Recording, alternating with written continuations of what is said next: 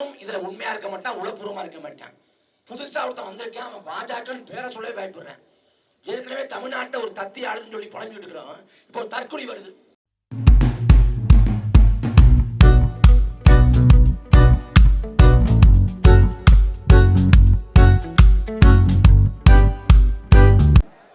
இதுதான் நான் வந்து பத்திரிகை நண்பர்கிட்ட கேட்டுக்கிறேன். மக்கள்கிட்ட வந்து இது கொண்டு போகணும்.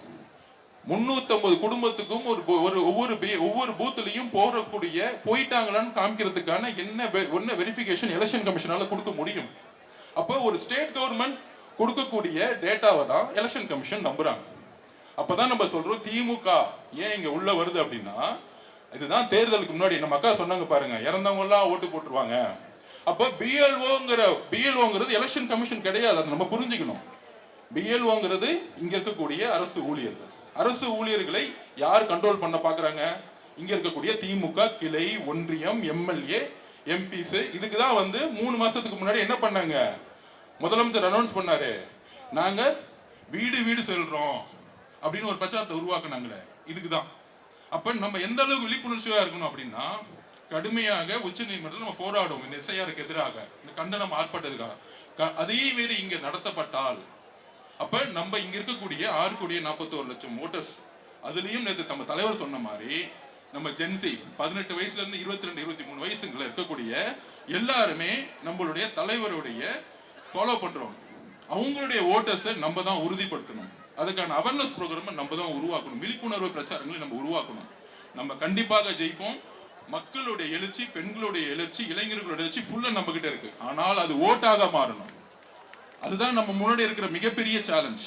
அந்த சேலஞ்சை வந்து அவங்க திமுக சொல்ற மாதிரி நாங்க 70 வருஷம் கட்சி, 50 வருஷம் கட்சி. நான் ஒரே ஒரு எக்ஸாம்பிள் சொல்லிக்கிறேன். 1971 எம்ஜிஆர் கடுமையா வேலை செஞ்சார் திமுகக்காக. 200 தொகுதி மேல ஜெயிச்சிட்டாங்க. 72 எம்ஜிஆர் வெளியே அமிச்சிட்டாங்க. அப்படியே வெளியே துரத்திட்டாங்க. தோழர்களை யோசிச்சு பாருங்க. வெளியே எம்ஜிஆருக்கு வெளியே வரும்போது பெரிய படைபலம் கிடையாது. கலைஞர்கிட்ட இருந்தது 1949 அண்ணா உருவாக்கின திமுக, பெரிய கட்டமைப்பு, மிகப்பெரிய பொருளாதார பலம், 200 எம்எல்ஏ, மிகப்பெரிய முதலமைச்சர் கலைஞர். 72 வரும்போது பெரிய கட்டமைப்பு கிடையாது. இப்ப சொல்றாங்களே, இப்ப நம்ம செங்கோட்டையன் எல்லாம் பேசிட்டு இருக்கோமே, அன்னைக்கு அவர் எம்எல்ஏ ஆகும்போது 26 வயசு. நம்மள மாதிரி தான் இங்க இருக்கீங்களே, 26 வயசுல தான் எம்எல்ஏ ஆனார் அவர். அப்ப 77 எம்ஜிஆர் மிகப்பெரிய ஜெயிக்கிறார். அப்ப அவர் மேல குற்றச்சாட்டு தெரியுமா?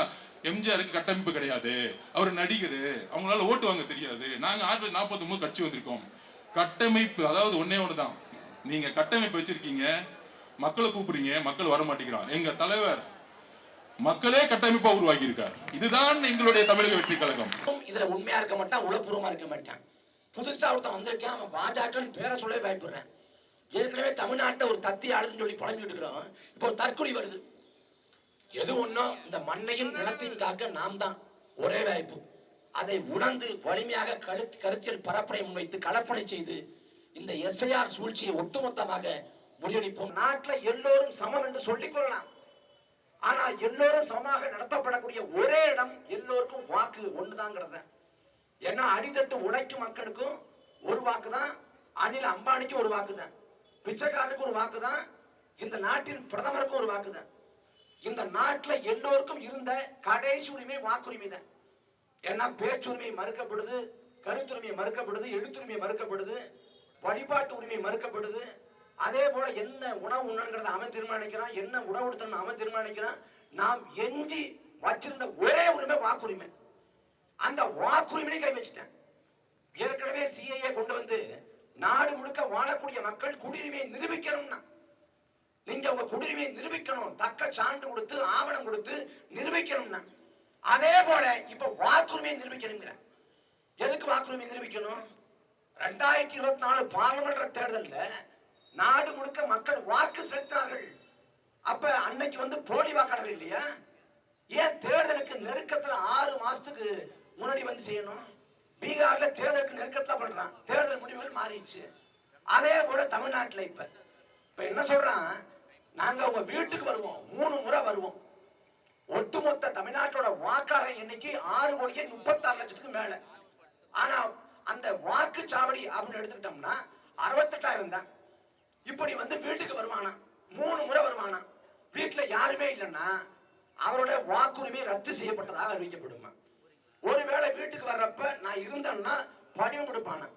அந்த படிவத்துல 2002ல எனக்கு வாக்குரிமை இருந்திருக்கணும், இல்லைன்னா என் பெற்றோருக்கு வாக்குரிமை இருந்திருக்கணும். அது குறித்தான தகவல்கள் கொடுக்கப்படணும். எதுவுமே கொடுக்கப்படலன்னா தேர்தல் ஆணையம் முடிவு செய்யுங்கிறான். உனக்கு வாக்குரிமை கொடுக்கிறதா இல்லையாங்கிற முடிவை தேர்தல் ஆணையம் செய்யுங்க. எதுக்கு இந்த வேலை? எதற்காக இந்த வேலையை திட்டமிட்டு பாஜக செய்யுது? நாடு முழுக்க வறுமை, ஏழ்மை, வேலையில்லா திண்டாட்டம், பசி பஞ்சம், தேச பாதுகாப்புன்னு வாய்களியே பேசினா, எந்த செங்கோட்டையில் நின்றுட்டு நரேந்திர மோடி தேச பாதுகாப்புன்னு பேசினாரோ அதே செங்கோட்டைக்கு பக்கத்துல ஒருத்தன் தற்கொலை படை தாக்கல் கொடுக்கிறேன். உளவுத்துறை என்ன பண்ணுச்சு, உளவுத்துறை என்ன பண்ணுச்சு, உள்துறை அமைச்சர் என்ன பண்ணுச்சுங்கிற கேள்விக்கு பதில் இல்ல. 2010 புல்வாமாவோட தாக்குதல், ராணுவ கட்டுப்பாட்டு இந்த பகுதிக்குள்ள ஒருத்தன் வந்து 350 கிலோ வெடிமருந்தோட வந்து 40 ராணுவ வீரனை கொண்டு போயிட்டான். பஞ்சாப்ல பதன்கோட் விமான தளத்தின் மீது தாக்குதல், எல்லா இடத்துலயும் தாக்கல் கொடுக்கப்படுது. தேச பாதுகாப்பு, தேச நலன். ஆனா இன்னைக்கு டெல்லிக்குள்ள வந்து தற்கொலை படை தாக்கல் நடக்குது. அப்ப அதுல கவனம் செலுத்த துப்பு இல்ல. நாடு முழுக்க வாழக்கூடிய மக்களுக்கான வாழ்வாதார உரிமையை உறுதிப்படுத்த துப்பு இல்ல.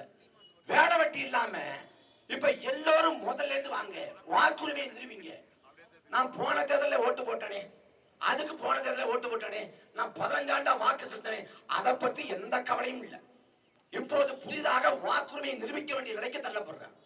இந்த நாட்டில் அமைப்பு சாரா பணியாளர்கள் அதிகம், கல்வி அறிவில் தண்ணீர் பெறாத நாடு இது. இந்த நாட்டில் இந்த படிவத்தை கொண்டு போனா நீ எடப்பாடி பழனிசாமி கொடுத்து படிவத்தை பூர்த்தி பண்ண சொல்ற. எடப்பாடி பழனிசாமி பூர்த்தி பண்றாங்கன்னு பார்ப்போம். எதுக்கு இந்த வேலை? இப்ப எஸ்ஐஆர் கொண்டு வர்ற, எங்க வாக்குரிமையை பறிப்ப. ஏற்கனவே ஒச்சி புயல் நடந்தப்ப 2017ல கன்னியாகுமரியில 40,000 மீனவ மக்களோட வாக்குரிமை இதே போல ஒட்டுமொத்தமாக பறிச்சான். இப்ப வாக்குரிமை பறிச்சா என்ன ஆகும்? பீகார்ல பறிக்கப்பட்ட வாக்காளர்களை கொண்டாந்து தமிழ்நாட்டில் சேர்த்தா என்ன ஆகும்? கதை முடிஞ்சிடும். தமிழ்நாட்டின் அரசியல் திசைவழி போக்கே ஒட்டுமொத்தமாக மாறி போகும்.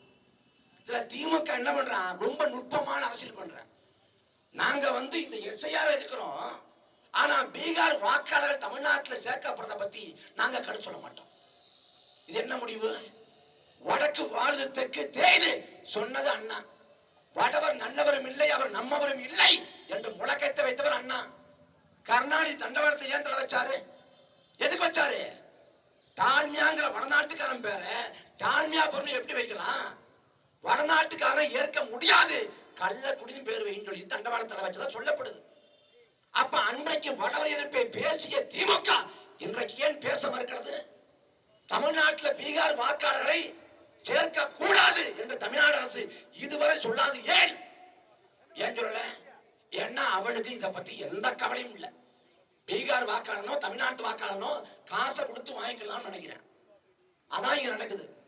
பீகார் வாக்காளன் இங்க தமிழ்நாட்டின் வாக்காளனாக மாறி போனா தமிழ்நாடு முழுக்க சவுகாறு பேட்டை போல பல பேட்டை முளைச்சிடும். அவன் சொல்வதுதான் தமிழ்நாட்டோட அரசியல் போக்காக மாறி போகும். இந்த பேராபத்து இருக்கு. இந்த பேராபத்து இதை கடுமையா எதிர்க்க வேண்டிய அவசியம் இருக்கிறது. ஆனா இங்க ஆளக்கூடிய திமுக அரசு செல்லமா தட்டாங்கிற மாதிரி பண்றேன். நாம செய்தி பார்க்கிறோம், வருவாய்த்துறை சங்கங்களின் கூட்டமைப்பு வந்து நாங்க வந்து இதை கலந்து கொள்ள முடியாது, நாங்க இந்த பணியை செய்ய முடியாது, ஏன்னா பணிச்சுமை இருக்கு, அதிகப்படியான பணிச்சுமை இருக்கு அப்படின்னு சொல்லுது. வருவாய்த்துறை ஒட்டுமொத்தமாக இந்த பணியை புறக்கணிக்கிறோம் என்று சொல்வதற்கான அதிகாரம் இருக்கிறது என்றால் தமிழ்நாடு சொல்லட்டும். தமிழ்நாட்டு அரசு ஊழியர்கள் ஒருபோதும் எஸ்ஐஆர் பணியில் ஈடுபட மாட்டாங்க. தமிழ்நாடு அரசு புறக்கணிக்கிறது.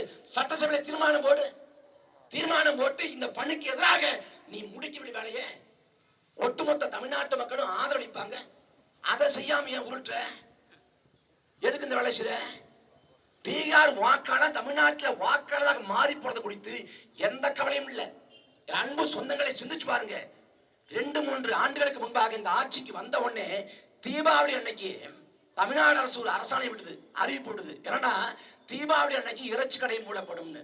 ஏன் இறைச்சி கடை மூடுறான்னா மகாவீர ஜெயந்தி வருது, அந்த ஜெயன்புரா மகாவீர ஜெயந்தி அனுசரிக்கிறாங்கன்னு சொல்லிட்டு தீபாவளி பண்டிகையில உடன்பாடு இருக்கு இல்லை. ஆனா பெரும்பான்மை மக்கள் வந்து அந்த இறைச்சி எடுத்து சாப்பிடுவாங்க. ஆனா அந்த நாள்ல மார்வாடிகளின் வசதிக்காக அவன் வந்து மகாவீர ஜெயந்தி கொண்டாடுறதுக்காக இங்க இறைச்சி கடை மூடதை அறிவிக்கிறான்னா இன்னைக்கே இவ்வளவு ஆதிக்கம் அரசியல்ல. மார்வாடி ஆதிக்கம், வடநாட்டுக்காரன் ஆதிக்கம். அவன் ஒவ்வொரு தொகுதியும் மிகுதியாக மாறி போனான்னா தமிழ்நாட்டு அரசியலை பாஜகவுக்கானதாக மாற்றிடுவான், காவிமயமா மாற்றிடுவான். அந்த பேராபத்தை உணர்ந்து இந்த மண் மீது மக்கள் மீது பற்று கொண்டு நாம் தமிழர் கட்சி களத்திலே வீரியமாக சமரசமற்று இருக்கிறது.